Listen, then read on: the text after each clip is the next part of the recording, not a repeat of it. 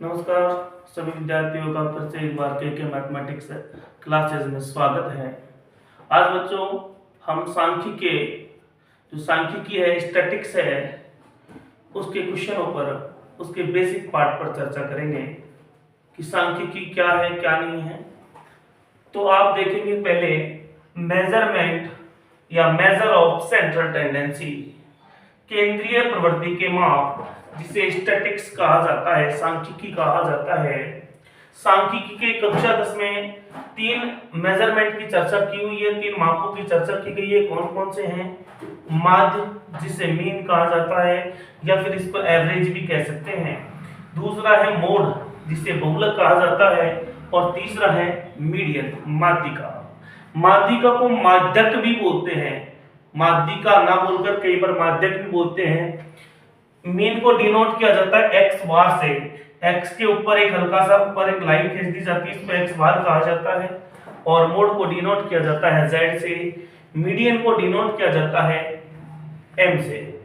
तीनों केंद्रीय प्रवृत्ति के माप है, सेंट्रल टेंडेंसी मेजरमेंट है। इनके बीच एक रिलेशन होता है, एक संबंध होता है, इसको बोलते हैं 3 into median is equal to बहुलक प्लस 2 गुना समांतर माध्य।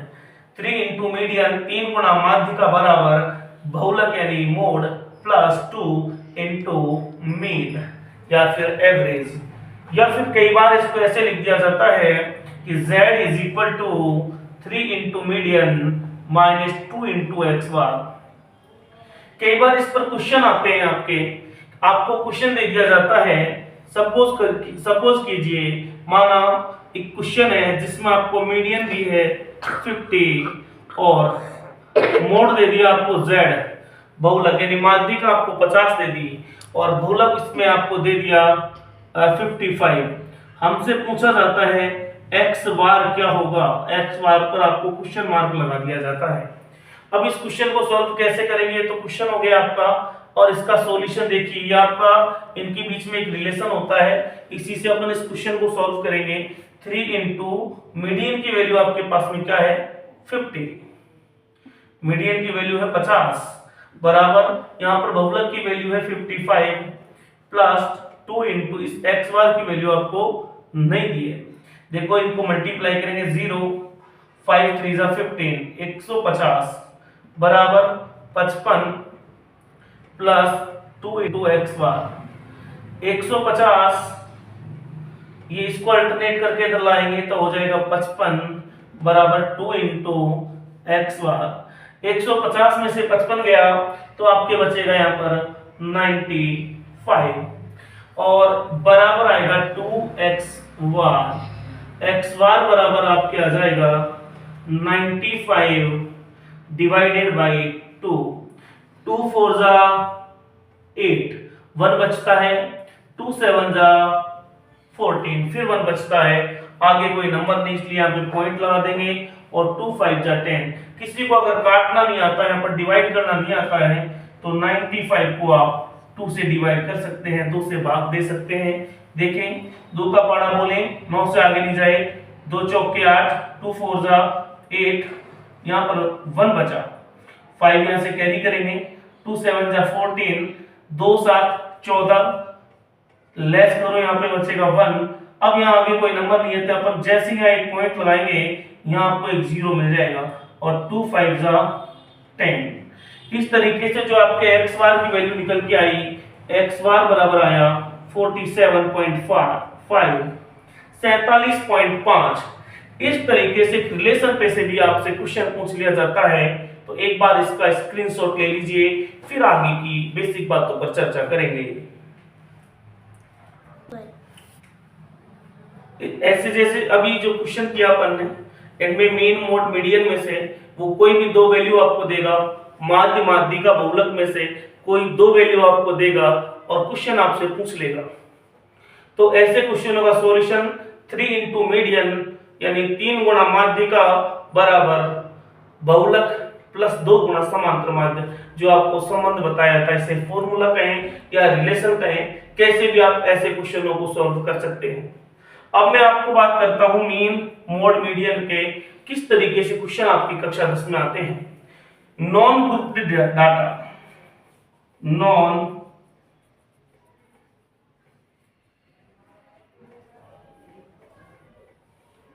अवर्गीकृत अंतराल।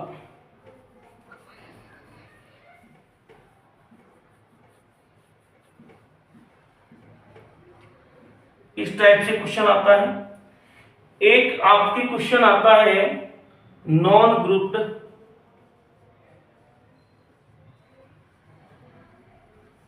फ्रीक्वेंसी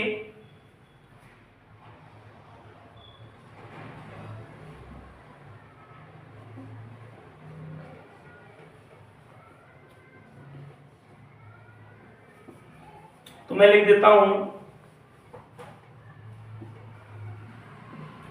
वर्गीकृत लेकिन बारंबारता वाले क्वेश्चन।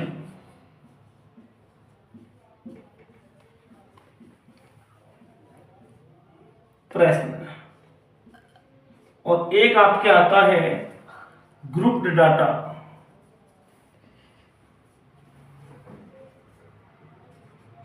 वर्गीकृत अंतराल वाले क्वेश्चन।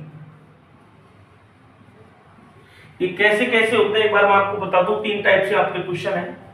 अवर्गीकृत अंतराल यानी नॉन ग्रुप्ड डाटा है, लेकिन यहाँ पर फ्रीक्वेंसी मेंशन नहीं की जाती है, बारंबारता नहीं दिखाई जाती है। सपोज आपको एक क्वेश्चन दे दिया, अब इनमें कोई भी चीज पूछ सकता है भाई, आपसे मीन भी पूछ सकता है, आपसे मोड भी पूछ सकता है और आपसे मीडियन भी पूछ सकता है। लेकिन तीन टाइप के क्वेश्चन है, तीनों टाइप के क्वेश्चनों में से आपको कोई भी चीज पूछ सकता है। मैं आपको एग्जांपल के लिए समझा रहा हूं। जैसे आपको डायरेक्ट क्वेश्चन लिखा 1 3 0 5 9 8 कुछ भी ऐसे नंबर लिख दिया, तो यहाँ पर नॉन ग्रुप्ड डाटा मैंने अगेन लिख दिया 3, यानी ग्रुपिंग नहीं की गई है यहाँ पे। मतलब जो क्वेश्चन था उसको एज इट इज कॉपी किया।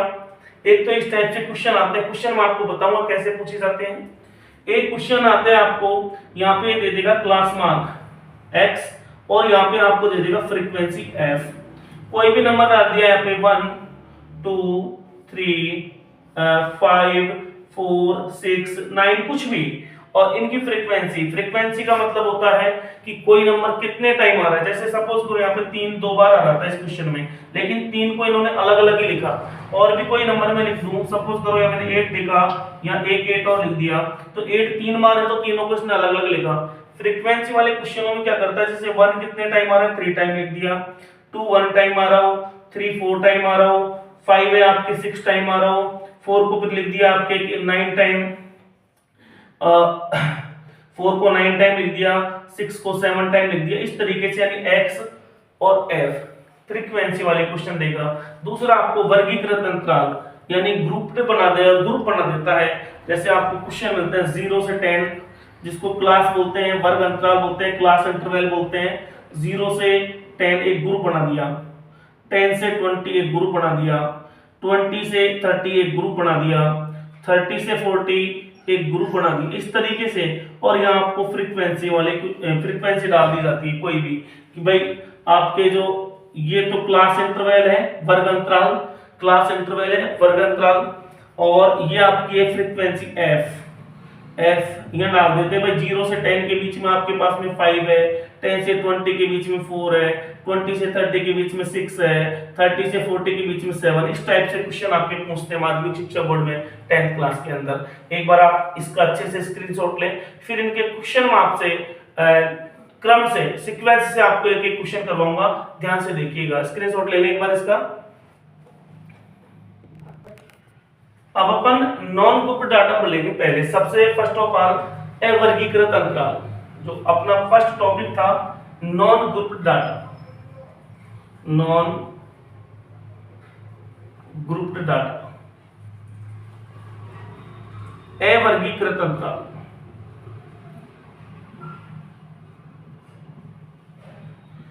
अवर्गीकृत अंतराल के अंदर नॉन ग्रुप डाटा के अंदर सबसे पहले मैं टॉपिक लेता हूं मीन। तो मीन में आपसे क्वेश्चन कैसे पूछ लिया जाए भाई, कि मीन कैसे फाइंड करना है। आपको एक क्वेश्चन दे दिया कि to find the mean, find या लिखा फाइंड द मीन, एवरेज भी लिख सकता है, find the mean of numbers 3 7 9 4 5 और भी कोई नंबर हो सकते हैं कि संख्याएं हिंदी में मिलेगा संख्याएं 3 7 9 4 5 का मीन फाइंड कीजिए, माध्य ज्ञात कीजिए, फिर औसत ज्ञात कीजिए। इसका एक फॉर्मूला होता है नॉन ग्रुप डाटा के अंदर कि x bar is equal to sigma n upon n, या फिर इसको ऐसे भी कहा जाता है कि सम या total sum of the observation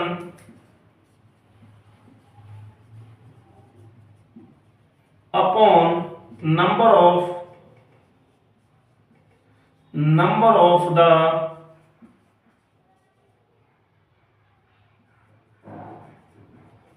observation, राशियों का योग बटे राशियों की संख्या, यानी जितने भी आपको नंबर गिवन है, जितनी भी आपको संख्याएं गिवन है उनको जोड़ो और किसका भाग दे दो, जितनी वो संख्याएं हैं। x बार बराबर आपका हो जाएगा 3 + 7 + 9 + 4 + 5 और ये नंबर गिन लो कितने हैं आप 1 2 3 4 5, तो 5 से ही डिवाइड कर देंगे, 5 से ही अपन इसको डिवाइड करेंगे।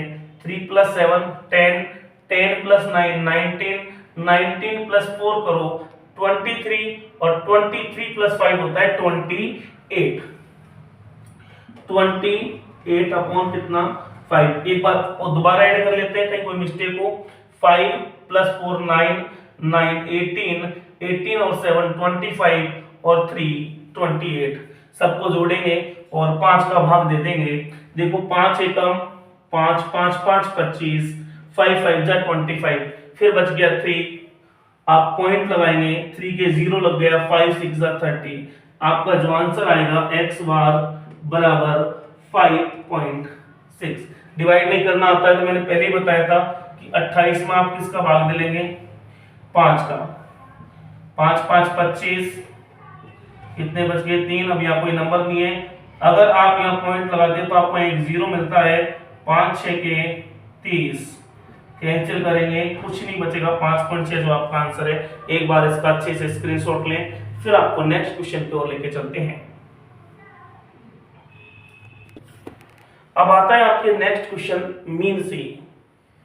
मैंने आपको अभी क्वेश्चन पढ़ाया था, ऐसे क्वेश्चन कई बार पूछा जाता है, जैसे क्रिकेट की टीम में कोई खिलाड़ी रन बनाता है तो उसका औसत कैसे निकालते हैं। सपोज करो सचिन ने क्रिकेट की 10 पारियों में 400 रन बनाए, यानी 10 पारियों में कितने रन बनाए 400।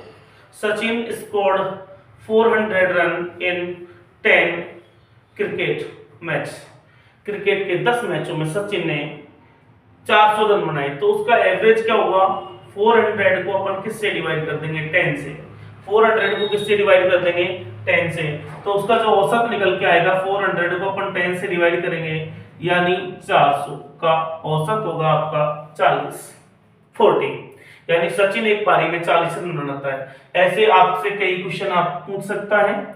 मैं आपको दूसरे टाइप के क्वेश्चन की ओर लेके चलता हूं कि मीन में आपसे कैसे कुछ क्वेश्चन पूछेगा। संख्याएं 3 7 9 4 5, x का माध्य 6 हो तो x का मान ज्ञात कीजिए, तो x का मान ज्ञात कीजिए if the mean of numbers 3 7 9 4 5 x is 6।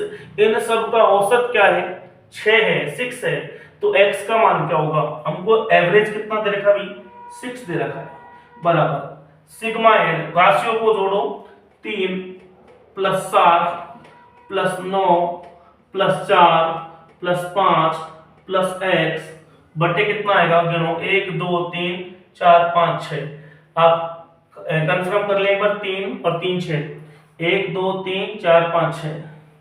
देखो भाई ये आपका जो 6 है क्रॉस मल्टीप्लाई में आ जाएगा, 6 × 6 बराबर, इनको जोड़ो 3 और 7 10 और 9 19 और 4 23 और 5 28, दोबारा जोड़ लें 5 प्लस 4 9 9 18 7 25 प्लस 3 28 28।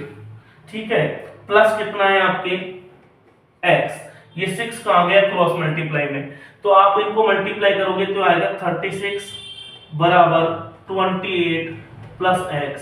अगर अपन अल्टरनेट करेंगे, पक्षांतरण करेंगे, 36 28 इधर आ जाएगा, माइनस हो जाएगा और बराबर बचेगा x। 36 में से 28 लेस करेंगे तो x की वैल्यू निकल के आएगी 8। इस तरीके से भी आपसे क्वेश्चन पूछ सकता है, अच्छे से स्क्रीनशॉट लें, फिर मैं आपको नेक्स्ट क्वेश्चन की ओर लेके चलता हूं। अब क्वेश्चन है आपके मीन से ही, if the average salary of 5 workers in a company is 7000, if one worker is retired, now average salary is 7200, find the salary of retired worker। यहां पर आपसे क्वेश्चन पूछा गया है, यदि किसी कंपनी में 5 कर्मचारियों की औसत सैलरी या तनख्वाह 7000 रुपये है, यदि एक कर्मचारी सेवानिवृत्त हो जाता है, रिटायर्ड हो जाता है, तो औसत सैलरी, औसत तनख्वाह 7200 हो जाती है। सेवानिवृत्त कर्मचारी की औसत सैलरी क्या होगी, जो सेवानिवृत्त कर्मचारी है, रिटायर्ड कर्मचारी है, उसकी तनख्वाह क्या होगी। तो बहुत अच्छा प्रश्न है, ध्यान से देखना। हमको 5 कर्मचारियों का जो वेतन एवरेज कितना दिया है, देखो एवरेज या औसत, एवरेज ऑफ 5 वर्कर्स बराबर आपको दिया है 7000, 7000। 5 कर्मचारियों का औसत, 5 कर्मचारियों का, यहां पर 5 कर्मचारियों का जो औसत दिया है, ये औसत है आपके पास में 7000। आप इसको औसत को निकालेंगे कैसे, यानी टोटल सम, यानी कुल योग किसका, 5 का बटे कितना 5। अपना सूत्र, अपना फॉर्मूला यही था कि जितना योग होता है वो ऊपर और जितने नंबर होते हैं कर्मचारी 5 है तो 5 नीचे, बराबर आपको कितना दिया है 7000। सम ऑफ 5 वर्कर्स है, ध्यान रखना, sum of 5 workers, sum of the salary of 5 workers, 5 कर्मचारियों के जो सैलरी है, वेतन, उसका योग कितना है आपको देखना, 5 का, यहां पे लिख लेना 5 का। ठीक है, तो देखेंगे भाई, यहां पे मैं लिख रहा हूं बराबर, ये हो जाएगा क्रॉस मल्टीप्लाई में 7000 इंटू 5, तो ये हो जाएगा 35000, यानी 5 कर्मचारियों का जो औसत आपके आएगा वो आएगा 35000 रुपये। इसी तरीके से आपका यहाँ पे देखो, sum of the salary of 4 workers में आप पूरा नहीं लिख रहा, sum of the salary of 4 workers, ये ध्यान रखना, 4 सम, ये जो सम आएगा यहाँ पे, सम ऑफ 4 वर्कर्स, यानी 4 कर्मचारियों की जो सैलरी है उसका योग आएगा, ध्यान रखना, कर्मचारियों की जो सैलरी है, तनख्वाह का योग, ये कितना आएगा, नीचे कितना आ जाएगा आपके 4, क्योंकि राशियों का योग बटे राशियों की संख्या बराबर कितना आ गया आपके 7200, तो 4 का कितना आ जाएगा आपके पास में 7200, 7200 गुणा कितना आ जाएगा 4, ये वज्र गुणा में चला जाएगा क्रॉस मल्टीप्लाई में, तो आप मल्टीप्लाई करो 0 0, 4 दूनी 8, 4 2 जा 8, 4 7 जा 28, ये आता है 28800। कहने का मतलब ये है कि 5 कर्मचारियों की जो सैलरी है उसका योग है कितना 35000, 4 कर्मचारियों की सैलरी का योग है 28800, तो जो रिटायर्ड कर्मचारी है उसकी सैलरी क्या होगी, आपको 5 के योग में से 4 का योग लेस कर देना है, 35000 में से लेस करना है आपको 28800, तो ये बचेगा 0 0, 10 में से 8 गए तो 2, ये रह गया आपका 4, 14 में से 8 गए तो 6, ये 2 में से 2 0, 6200 रुपए। जो कर्मचारी रिटायर्ड हुआ है उसकी सैलरी होगी 6200। अच्छे से इसका एक बार स्क्रीनशॉट ले लेंगे, फिर नेक्स्ट क्वेश्चन की ओर बढ़ेंगे। इसी प्रकार अब एक क्वेश्चन है आपके, एवरेज ऑफ 5 नंबर इज 18। 5 संख्याओं का औसत 18 है। If 1 number is reduced, average is now 16, find the reduced number. यदि 5 संख्याओं का औसत 18 है, यदि एक संख्या हटा दी जाती है तो औसत 16 हो जाता है। हटाई गई संख्या क्या होगी? मैंने अभी आपको बताया था कि एवरेज क्या होता है, मीन।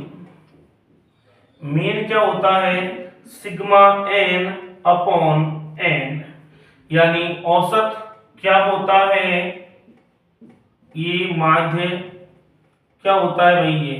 तो अपन को ये दिया है x बार, सिग्मा n पता नहीं, सिग्मा n अपन को पता नहीं, लेकिन n कितना दिया है देखो भाई, 5 संख्याएं। कितनी संख्याएं? 5। मैं अभी बता देता हूं, ये फॉर्मूला था। ये देखिए, पहले स्टार्टिंग में अपन 5 का निकाल लेते हैं। मैंने पिछला जो क्वेश्चन करा उसमें भी यही था कि 5, तो x बार 5 का कितना है देखो, 5 संख्याओं का औसत है 18, सिग्मा n। ये जो सिग्मा n कितने संख्याओं का निकल रहा है, 5 का। ये सिग्मा n यानी 5 संख्याओं का योग, और n आपके पास में कितना है, 5। क्रॉस मल्टीप्लाई करो, 18 गुणा 5 बराबर सिग्मा n। 18 5 90, 18 5 90 बराबर कितना, सिग्मा n। ये जो सिग्मा n आया है आपके 5 संख्याओं का है, 5 संख्याओं का योग कितना है, 90। इसी प्रकार मैं 4 का देखो, 4 का आपको क्या दे रखा है, वही x बार बराबर, यहां मैं लिख देता हूं 5 का, ये 5 का है और ये 4 का, 4 का। x बार बराबर आपके वही है सिग्मा n अपॉन n। तो ये x बार आपका देखो 4 संख्याओं का औसत कितना हो जाता है। 4 कैसे आई भाई, ध्यान से देखो, जब एक नंबर अपन रिड्यूस करेंगे तो संख्या कितनी बचेगी, 4। ये कह रहा है कि 1 नंबर इज रिड्यूस्ड, एक संख्या हटा दी जाती है, तो ये संख्या देखो, ये एवरेज दे रखा है 16, सिग्मा n बटे संख्या कितनी रह जाएगी जब एक कम कर देंगे तो 4, 16 4 जा कितना होता है, देखो सिग्मा n आ जाएगा यहाँ पे 64 सिग्मा n, यानी 4 संख्याओं का योग 64 है और 5 संख्याओं का योग 90 है, यानी sum of the 5 number is 90 and the sum of 4 number is 64। तो फिर आपका जो 1 नंबर रिड्यूस किया है वो कौन सा होगा, रिड्यूस्ड नंबर आप लिख देंगे, रिड्यूस्ड नंबर हटाई गई संख्या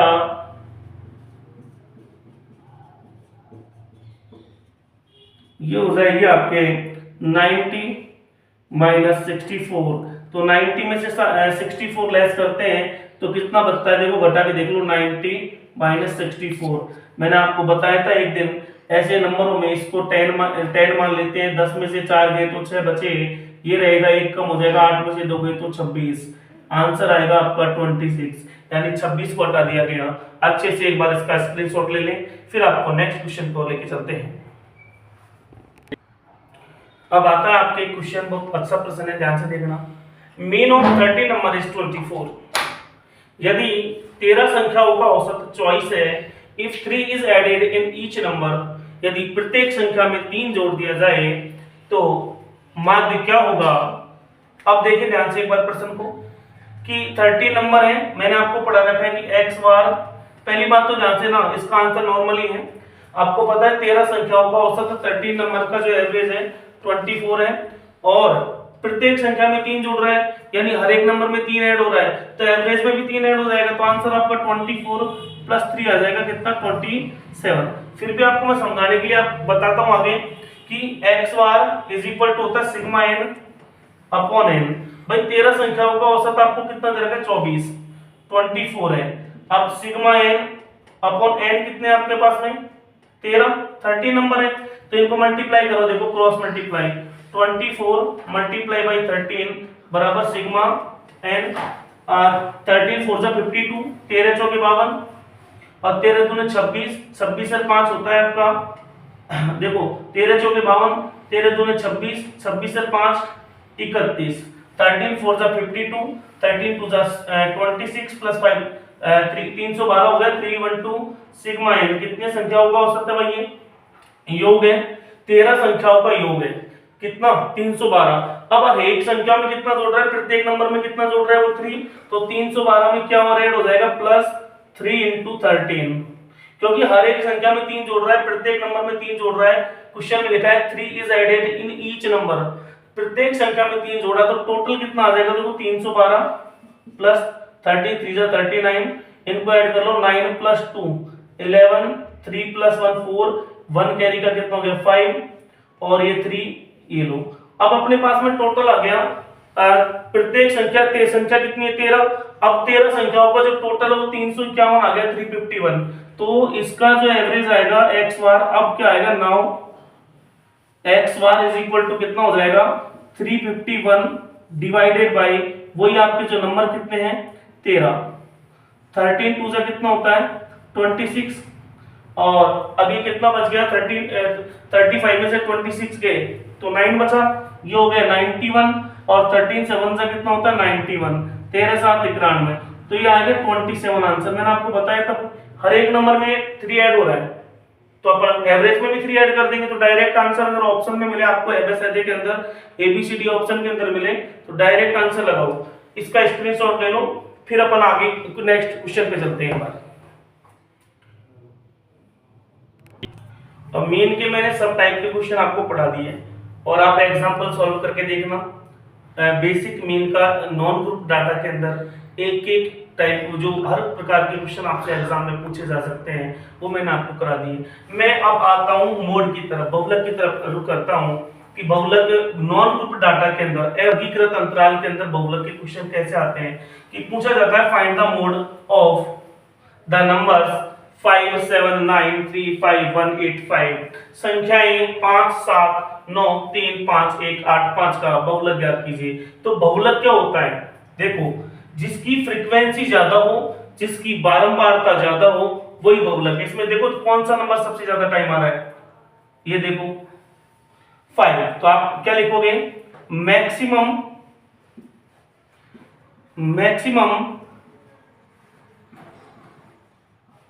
इज ऑफ 5, सर्वाधिक बारंबारता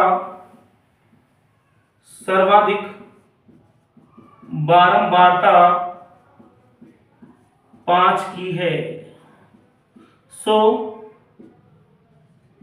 अतः मोड इज इक्वल टू, या ब्रैकेट में लिख देंगे z is equal to 5 answer. एक बार इसका स्क्रीनशॉट ले लें अच्छे से, फिर मैं इस क्वेश्चन में और कुछ ऐड करता हूं।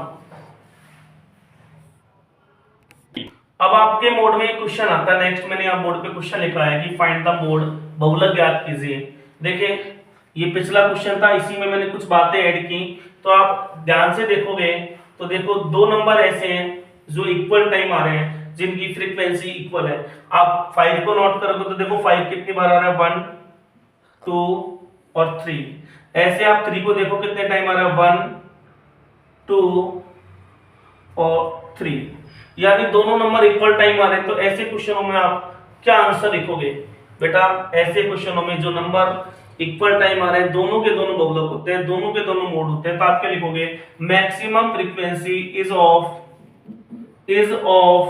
5 एंड 3। कोई सा भी पहले लिख दे, 5 या 3, 5 और 3, यानी दोनों की बारंबारता। Maximum frequency is of 5 and 3, सर्वाधिक बारंबारता 5 और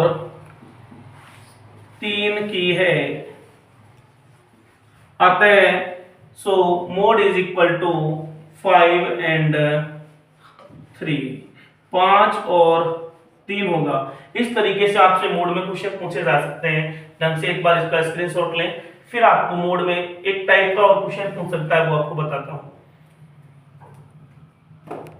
3 अब आपके क्वेश्चन आता है बहुलक के अंदर मोड से कि फाइंड, बहुलक ज्ञात नहीं करना है, इसमें अपन को ये मिटा रहा हूं एक बार में।